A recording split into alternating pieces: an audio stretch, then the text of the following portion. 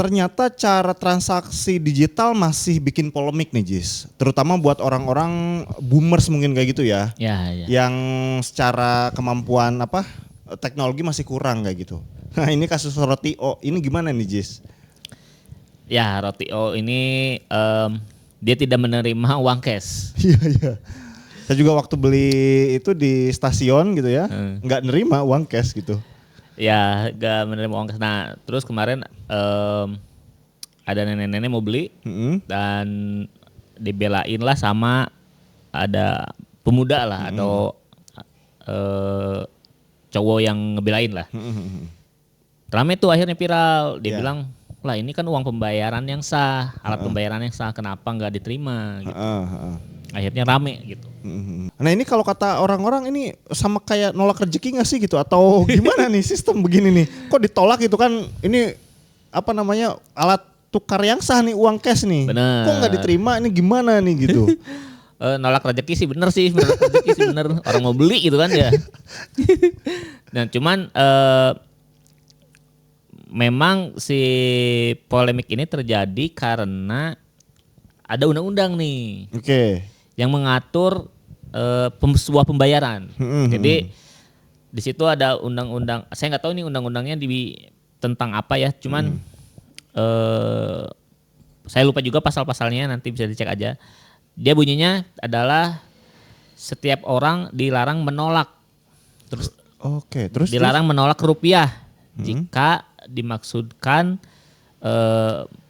pemberian rupiah itu untuk pembayaran gitu. Oh. Kalau ada transaksi menggunakan rupiah dilarang ditolak gitu. Dilarang ditolak. Intinya gitu lah ya dalam Intinya undang-undangnya. gitu. Oke. Nah ini gimana nih? Nah sehingga netizen kan wah melanggar undang-undang nih Rotio gitu. Dia menolak rupiah gitu. Oke. Nah rame kan. Cuman jadi blunder nih. Ketika ternyata KAI juga tidak menerima cash. Iya. Kalau itu masih saya kalau yang sering naik kereta gitu ya. Kan dulu bisa beli tiket cash ya ke loket tiket gitu. Ya. Nih beli tiket dapat tiket yang kertas cetakan gitu. Ya. Nah sekarang itu udah nggak ada. Nggak ada sekarang itu. Udah Harus nggak ada. via online atau kalau KRL dia pakai e-money, pakai kartu kereta ada gitu ya. Pakai kartu lah. Ya sama aja dong. Dia juga bisa dijerat undang-undang ini kan gitu. Iya. KAI juga gitu. Dan ternyata nggak cuma KAI, ada Jasa Marga dan yang lainnya gitu. Yang dia tidak menerima cash. Oke.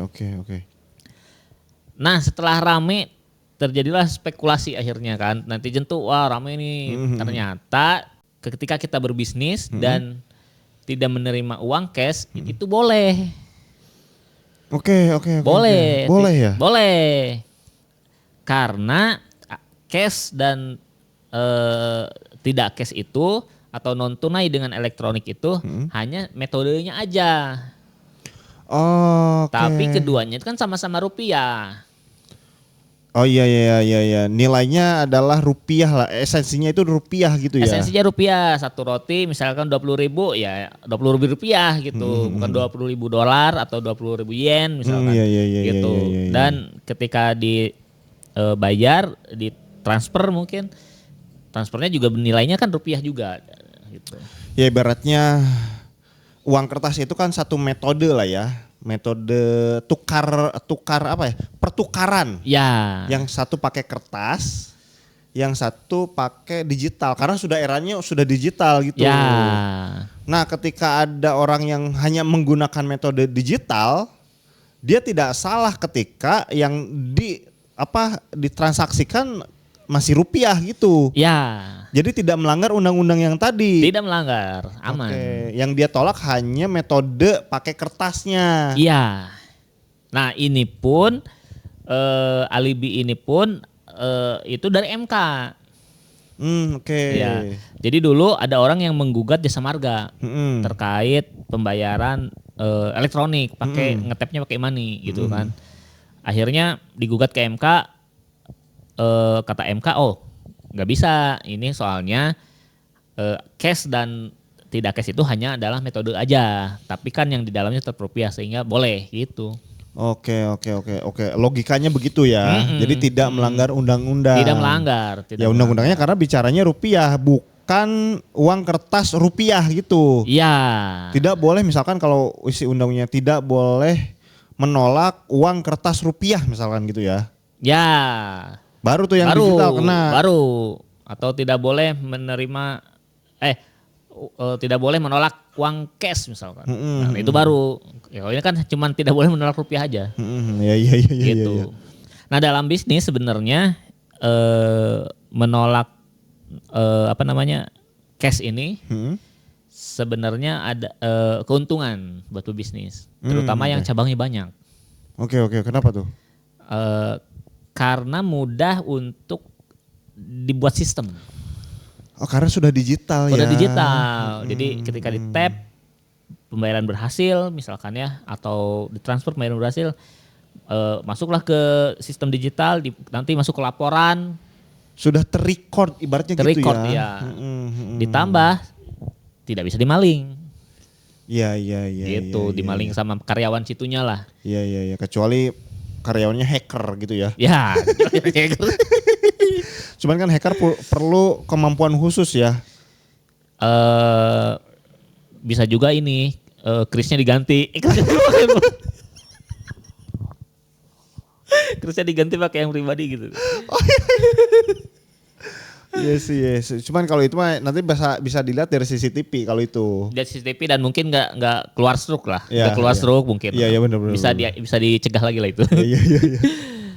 Soalnya nih di minimarket kayak Indomaret, Alfamart, ya, itu bahkan tiap bulan sering kehilangan uang itu, selisih. Oh itu mah kayak kesalahan perhitungan mungkin ya. Kesalahan perhitungan, terus memang ada suka aja yang maling katanya. Oh iya maling produk konsumen. ya. Iya konsumen misalkan maling coklat satu, otomatis jadi hilang dong gitu. Iya. Jadi antara barang dan uang jadi nggak sinkron nih gitu. Iya. Stok barang dihitung. Ya stok barang kok nggak ada, tapi uangnya kok nggak ada gitu. Iya. Gitu. Iya benar. Sehingga terjadi error kayak gitu ya. Terjadi error kayak gitu benar. Diminimalisir lah dengan tadi sistem si digital tadi, tidak benar uang cash. Jadi boleh. Iya. Kalau sistemnya itu adalah kasir di depan, produknya di gudang baru diambil mah itu aman tuh ya. Tapi kalau kayak Indomaret kan orang bisa ngambil barang ya karena sistemnya terbuka gitu kan. Iya sih. Makanya meskipun sudah ada digitalisasinya sebut lagi tuh. Minimarket mah tetap perawan dia. Tetap perawan. Makanya bakal ya ada aja gitu kasus-kasus selisih angka gitu. Nah itu ya teman-teman ya, ini terkait dengan Roti O nih yang katanya menolak transaksi uang cash kayak gitu dan terjadi polemik kayak gitu ya. Dia sebenarnya nggak menolak tidak bersalah meskipun undang-undangnya ada gitu ya. Undang-undangnya tidak menjerat itu gitu tidak ya. Tidak menjerat karena ya itu tidak dijelaskan cash atau tidak cashnya kan. Iya. Jadi buat teman-teman juga misalkan saya pengen beralih ke sistem digital nih keuangannya kayak gitu ya, sistem transaksinya. Ya nggak apa-apa ya, nggak usah takut ya. Nggak apa-apa. Cuman ya tadi kalau saya sebagai pebisnis ya, mungkin akan coba dua-duanya. Lebih oke. Ya karena saya masih butuh orderan lah gitu. Tidak mau menolak rezeki gitu. Iya. Soalnya masih banyak generasi yang tua ataupun mungkin generasi konvensional kayak gitu yang seneng pakai uang cash. Ya. Atau bahkan ada yang misalkan lupa gitu. Lupa bawa HP, udah jadi uang cash lah gitu. Iya benar. Jangan, kan ada orang yang alasannya lupa bawa uang cash. Nah sekarang ada lupa bawa HP. Iya benar. Adanya bukan uang cash ya terima gitu. Benar. Lebih inilah ya, lebih akomodatif buat semua kalangan gitu ya. Benar. Kayak gitu ya teman-teman ya. Oke, kalau misalkan teman-teman Jis, tadi saya pengen beralih ke sistem digital. Nah terus tapi dia juga pengen bisnisnya juga level up tuh kan ya, pengen level up ya. Iya, ke bisnis ke sistem digital juga udah bentuk level up nih. Level up. Nah ini pengen level up juga soal masalah legalitas gitu. Nah kalau teman-teman mau level up bisnis itu pertama wajib desainnya bagus, brandingnya bagus ya, logonya, desain kemasannya gitu ya. Habis itu teman-teman juga harus daftar merek. Karena nanti untuk mencegah mereknya dipakai sama orang. Ditambah daftar merek ini juga bisa melevel up bisnis teman-teman. Contoh misalkan bisa jadi Shopee Mall, bisa jadi TikTok Mall dan lain-lain lah. Nah, buat teman-teman yang mau bikin desain untuk bisnisnya dan mau daftar merek juga ke Haki secara resmi, teman-teman bisa melalui Kebun Desain. Silahkan hubungi nomor WA yang tertera di layar atau di deskripsi. Nah itu ya teman-teman ya, tinggal WA aja gampang. Oke, thank you, sampai jumpa di video kita selanjutnya. Bye-bye.